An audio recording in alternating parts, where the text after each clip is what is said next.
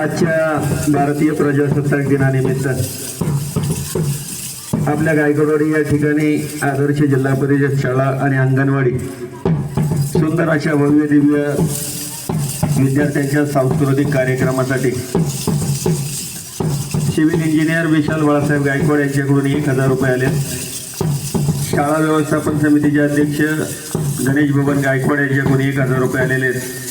सुनील दत्तात्रय गायकवाड यांच्याकडून 500 रुपये आलेले आहेत। बाळासाहेब यशवंत कोळपे यांच्याकडून 500 रुपये आलेले आहेत। विकास सुराम गायकवाड यांच्याकडून 500 रुपये आलेले आहेत।